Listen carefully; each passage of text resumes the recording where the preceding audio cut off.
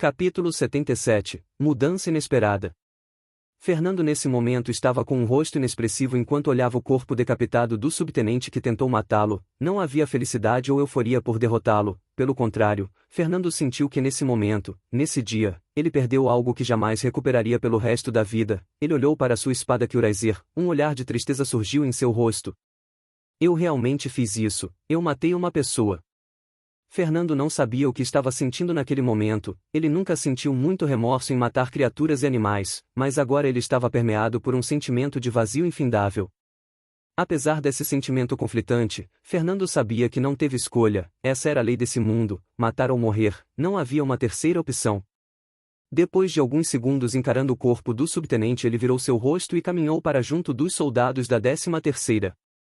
A verdade é que ele havia ativado o máximo de atributos de agilidade e força que pôde pouco antes de receber aquele ataque, agora seu corpo estava extremamente dolorido, restavam poucos segundos antes do incremento de atributos acabar. Quando isso acontecesse, mesmo um soldado comum poderia matá-lo. É por isso que Fernando resolveu atrair o subtenente das 3 guarnições para longe e fingir fraqueza. Ele sabia que se o homem estivesse preparado e o levasse a sério ele não teria a mínima chance.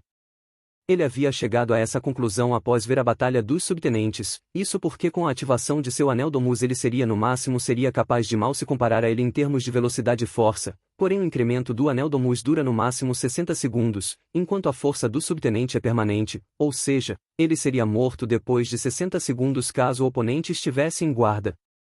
Outro motivo para ter atraído o inimigo para longe foi que Fernando sentiu o medo e hesitação dos soldados, ele não queria mais pessoas morrendo por causa da sua fraqueza, então apostou tudo em si mesmo. Enquanto Fernando caminhava lentamente em direção aos soldados da 13ª, um silêncio mortal se abateu no campo de batalha dos capitães, tenentes e subtenentes. Percebendo a estranheza da situação, as tropas também pararam por um momento tentando entender o que estava acontecendo. Isso é impossível, em um recruta matando um subtenente? Será que eu estou louca? Brenda Elaine disse com um rosto cheio de espanto. Inferno! Eu não estou vendo isso. Um dos meus homens foi morto por um recruta? Um recruta? Gavrel Nissin gritou furioso.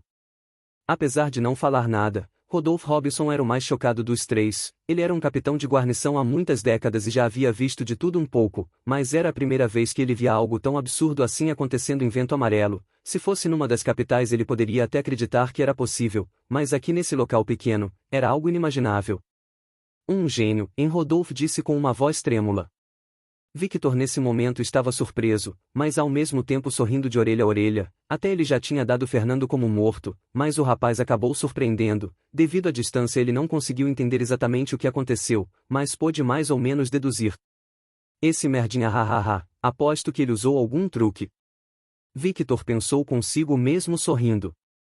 Você vê, Gravel, seus subtenentes equivalem aos meus recrutas, hahaha.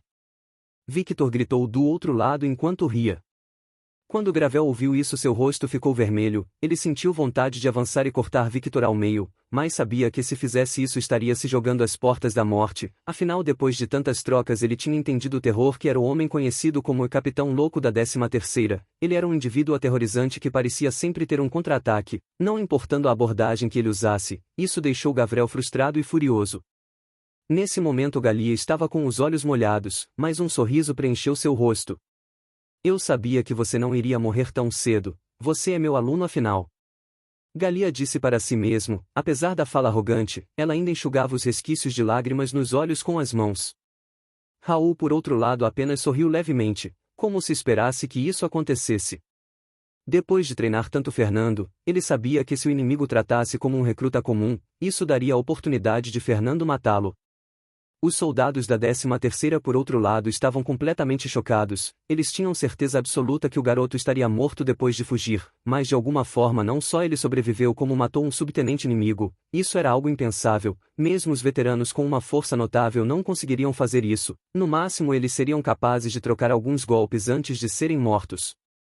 Espera, pode ser que ele fugiu, por nossa causa? O soldado perguntou chocado.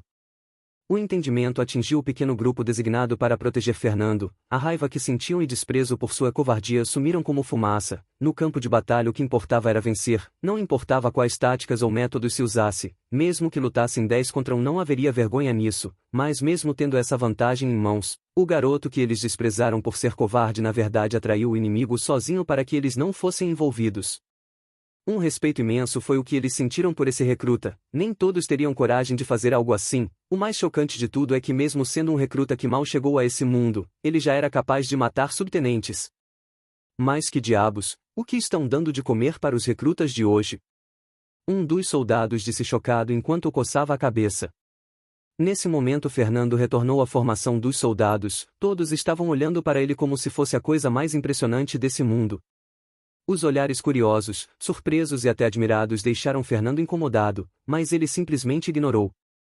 Enquanto isso nos campos de batalha ambos os lados se afastaram um dos outros, os soldados no geral não entendiam o que houve, eles apenas leram a situação. Quando notaram que os mais altos na cadeia de comando pararam de lutar, eles imediatamente seguiram o exemplo. As tropas e subtenentes da 13ª estavam suando profundamente, muitos deles encharcados de suor e respirando pesadamente, alguns com ferimentos em seus corpos. Mesmo sendo fortes, isso não era algo que pudesse compensar totalmente a diferença de números.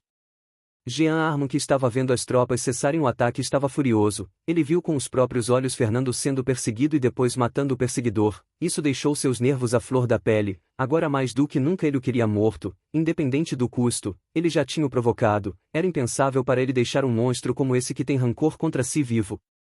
Além disso, a ordem do general Dimas era de eliminar os talentos que ele não pudesse recrutar. Vocês três, ordenem que o ataque continue. Jean gritou para os 3 capitães da parte de trás das tropas. 2 homens com armadura negra estavam o protegendo. Não se sabia seu nível de força, mas os soldados próximos tremiam e suavam frio quando se aproximavam deles. Brenda e Elaine não sabia o que fazer, mesmo sendo os atacantes e com força numérica eles estavam perdendo tropas, mas agora que já tinham chegado a esse ponto não poderiam voltar atrás. O que fazemos? Brenda perguntou. Atacamos. Logo as tropas rasas deles vão começar a cair, aí vamos vencer. Gavrel disse com os olhos vermelhos de tanta raiva que ele estava nesse momento. Ele já havia perdido 3 subtenentes nesse ataque e alguns soldados e oficiais de baixo escalão. Sua ira não poderia ser apaziguada se ele não exterminasse a 13ª. Não, estamos recuando. Rodolfo Robinson disse com uma expressão séria. O que? Tanto Brenda quanto Gavrel olharam chocados para Rodolfo. Você está louco? Está ficando sênil, velho? Quer recuar depois de tudo? Gavrel gritou com raiva. Ouvindo a palavra sênil, os olhos de Gavrel ficaram frios. Ele olhou para o homem com um rosto contendo irritação. Seu tolo ignorante! Não entendeu ainda? Estamos sendo manipulados. Você não viu a força do garoto? Eles estão claramente caçando nossos talentos. Como não conseguiram recrutar o rapaz, devem estar tentando matá-lo. Eles querem sufocar o crescimento de Vento Amarelo e nós caímos feito patinhos. Rodolfo disse tremendo de raiva por ter sido tão burro. E que escolha temos? É isso ou o fim da cidade? Gavrel disse. Apesar de dizer isso, ele só estava furioso e queria fazer a 13ª pagar. Deixe que o general Kalfas lide com isso. Se continuarmos esse ataque mesmo depois de entender as intenções das forças externas, então seríamos tolos sem salvação. Rodolfo disse. Para o inferno com isso. Eu vou destruir a 13ª hoje, com ou sem sua ajuda. Gavrel disse com uma voz furiosa. Rodolfo Robinson olhou para Gavrel como se ele fosse um idiota. Faça o que quiser, eu estou indo embora. Rodolfo disse balançando a cabeça. E você, Brenda, o que planeja fazer? Está comigo nessa, certo? Gavrel perguntou. Brenda não respondeu, ela apenas deu alguns passos e ficou ao lado de Rodolfo. Entendo, então é assim, pro inferno com todos vocês. Gavrel balançou o machado levantando alto acima de sua cabeça. Ataquem! Ele gritou em plenos pulmões. As tropas das 3 guarnições que estavam em silêncio aguardando ordem se moveram como uma maré após ouvir o comando. Seu maldito! O que pensa que está fazendo? Brenda Elaine disse furiosa. O comando de Gavrel acabou incitando não só as tropas dele como as da 2ª e 4ª guarnição, já que eles estavam lutando todos juntos até então. Brenda pegou uma ferramenta de comunicação e começou a ordenar aos seus oficiais da 4ª Guarnição que recuassem. Os oficiais no campo de batalha, desde os tenentes até os sargentos, receberam o comando, porém as tropas já estavam entrelaçadas com as da 2ª e 8ª Guarnição e o avanço já não poderia ser parado, eles só poderiam concluir a ação para depois recuarem. Apenas o campo de batalha dos tenentes e subtenentes não se moveu, apenas os da 8ª avançaram e confrontaram os tenentes e subtenentes inimigos, o que os deixou atordoados, já que estavam com dificuldade antes, agora sem o apoio da 2ª e 4ª era quase suicídio lutarem sozinhos. Rodolfo também já havia informado seus oficiais, ele olhou para Gavrel com uma expressão de raiva. Os tolos sempre morrem primeiro, Gavrel, é melhor você guardar essas palavras. Rodolfo disse isso virando as costas. Junto a Brenda eles recuaram para a traseira das tropas, os tenentes e subtenentes da 2ª e 4ª também começaram a recuar, logo as tropas abaixo se chocaram com as tropas da 13ª, mas após o choque inicial, os sargentos passaram o comando para os cabos que imediatamente começaram a incitar os soldados a recuarem de forma ordenada. Vendo parte das tropas inimigas recuando, os soldados e mesmo o comando da 13ª ficou confuso. O que está acontecendo? Galia se perguntou intrigada. No momento a raiva dela era sem precedentes, depois de Fernando quase ser morto sem que ela pudesse fazer nada, tudo o que ela queria era matar o máximo que pudesse para desabafar sua frustração. Quando Victor viu a movimentação das tropas, um largo sorriso surgiu em seu rosto. Você fez uma escolha inteligente, velhote, mas parece que ainda sobrou um idiota. Victor disse a si mesmo. Então sua espada cor de prata começou a brilhar, então o brilho diminui e o fio da lâmina simplesmente desapareceu, restando apenas o punho. Depois que as tropas da 2ª e 4ª Guarnição recuaram, as tropas da 8ª começaram a se sentir pressionadas, seus números eram de apenas 800, mesmo que as tropas da 13ª fossem de pouco mais de 500, sua força fazia parecer que eram muito mais. Apesar das tropas estarem se sentindo pressionadas com o recuo da 2ª e 4ª, eles ainda mal conseguiram se manter. Por outro lado, a situação dos tenentes e subtenentes era lastimável. Antes eles apenas estavam lutando em pé de igualdade, agora eles estavam lutando por suas vidas. Galia estava lançando cinzéis de gelo em um homem calvo. O homem parecia desesperado, ele lançou raios de fogo contra ela, mas como esperado foram neutralizados pelos escudos de gelo. 3 de vocês nem podiam me tocar, agora você se atreve a vir sozinho? Seu capitão deve te odiar muito. Galia disse em um tom sarcástico. Apesar de querer discordar, o homem não conseguia negar isso. No momento ele estava xingando seu capitão com todas suas forças em sua mente. Ah! Nesse momento um grito soou.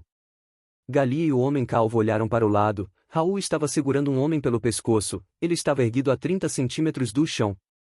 Não. Eu me rendo. O homem de cabelos castanhos implorou enquanto tentava se libertar das mãos de Raul, porém suas mãos pareciam ser feitas de aço, não se movendo no mínimo. Ele era um dos tenentes da 8ª Guarnição. A 13ª Guarnição não tolera quem invade sua casa. Raul disse com um olhar sanguinário.